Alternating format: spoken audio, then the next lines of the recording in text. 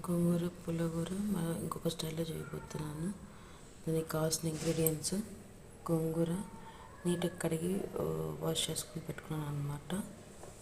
అలాగే ఒక ఉల్లిపాయ, ఒక 2-3 రెక్కల చింతపండు, మీ కారం దగ్గర పచ్చిమిర్చి, ఒక టమాటా, కుక్కర్లో కట్ చేసి పెట్టుకున్న టమాటాలు, అలాగే పచ్చిమిరపకాయలు, చింతపండు, ఉల్లిపాయలు,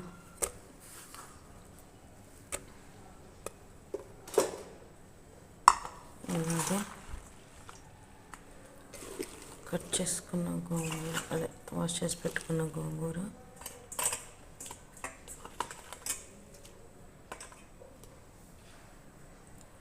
టీ గ్లాస్ మైన వాటర్, 1 స్పూన్ ఆయిల్ వేసి 3 విజిల్స్ పెట్టుకొని ఉడికించుకోవాలన్నమాట.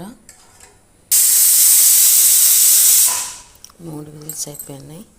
స్టవ్ కట్టేస్తున్నాను.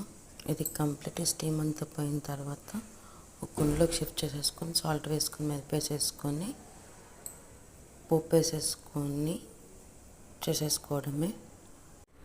కంప్లీట్గా స్టీమ్ అంతా పోయింది.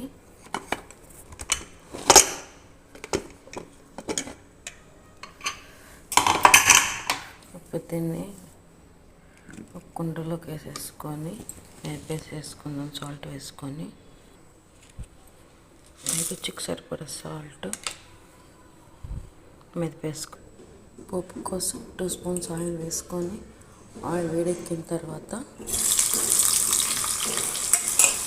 వెల్లుల్లి, అది కొంచెం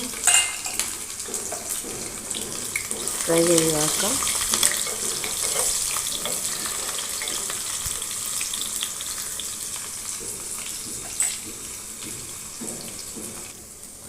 కొంచెం అల్లం వెల్లుల్లిపాయ పేస్ట్ వేసి బాగా ఫ్రై చేసుకోవాలి. కొంచెం పచ్చివాసన పోయేంత వరకు ఫ్రై చేసుకోవాలన్నమాట. ఈ వీడియో కనుక నచ్చినట్లయితే లైక్ చేయండి, షేర్ చేయండి, కామెంట్ చేయండి. పక్కన బెల్ బటన్ క్లిక్ చేయండి. ఛానల్ ఫస్ట్ టైం చేసేది ప్లీజ్ సబ్స్క్రైబ్ చేసుకోండి. Please do like, share and subscribe to Teja creations.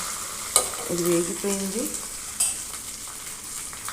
ఇప్పుడు పోపు వేసేసుకొని అలాగే ఉడికించేటప్పుడు నేను పసుపు వేయడం మర్చిపోయాను.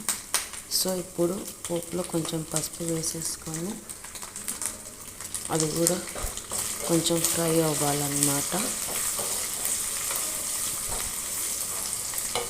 అండ్ కొంచెం ఇంగువ వేసి ఫ్రై చేసుకోవాలి. పోపు వేగిపోయింది. స్టవ్ ఆపేసేసి ఇప్పుడు ఇందులో మిక్స్ చేసుకుందాం అన్నమాట. అంతే, మసాలా పుల్లగూర రెడీ అన్నమాట.